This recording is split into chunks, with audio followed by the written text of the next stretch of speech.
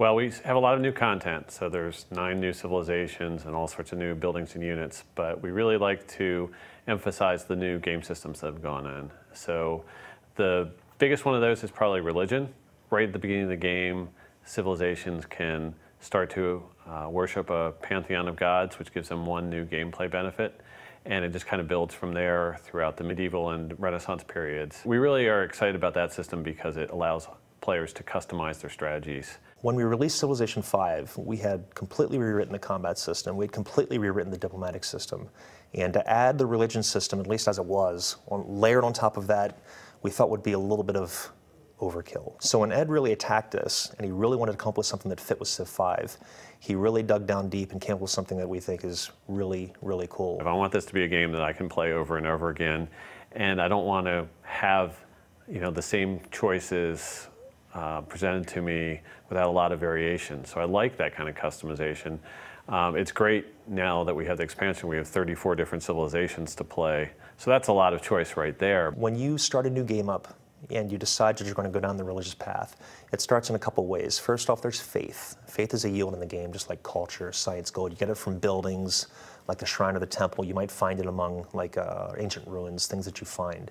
Once you just get up to that little bit of amount, you get to found a pantheon of the gods. It just happens. The clock starts ticking away towards getting a religion. You have to build up a lot of faith for that. And you choose one belief as your people's brush with religion. All of your cities automatically get the pantheon after that. It doesn't spread beyond your borders. It only starts spreading once you actually kind of elevate it to a full religion. How you get there is with a great prophet. You have a chance to spawn him every turn. But eventually you will get him, and when you do, you can actually use him to found a religion. After you've established your first religion, if you manage to keep building up faith, you can have your great prophet do a holy site, which is going to generate faith, kind of like a landmark will for your great artists. Oh, there's one other thing too.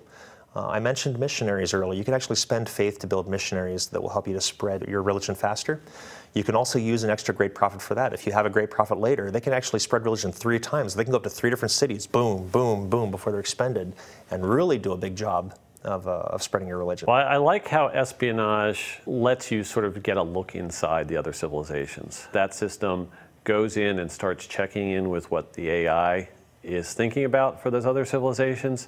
And if your spies have been there long enough and are of a high enough rank, you start to get little tidbits of information about what they might be planning. They can also rig elections. So every 12 turns, what they do if they're unopposed, if there's no other enemy spies in those city-states, is they'll increase your influence a little bit and drop everybody else's a little bit.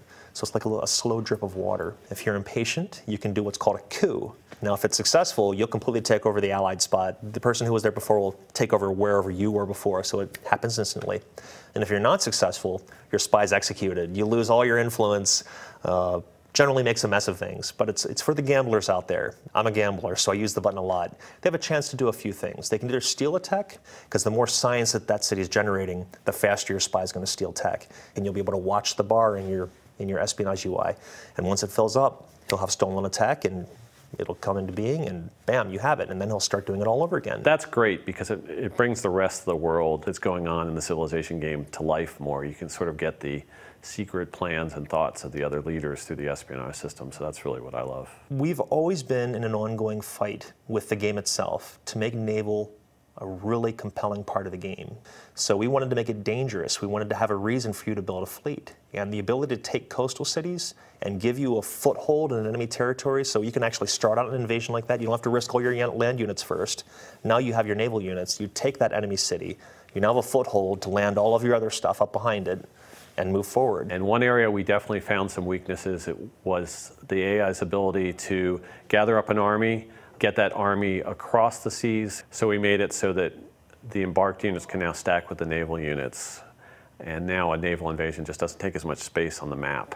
We've also tried to fill in some holes in terms of nothing between the trireme and the caravel. So we added the galleass, which is a ranged Renaissance era ship, and that's actually the first ship that gets a ranged attack capability. It's kind of really nice when you get to that one. But I've done a lot of work on the AI it takes to actually gather these fleets together, how they're grouped, how they're sent out, and he's made it efficient by probably over 100%. So they're doing it twice as fast as they were before. The way that they're grouping their fleets together is working much better than it has before.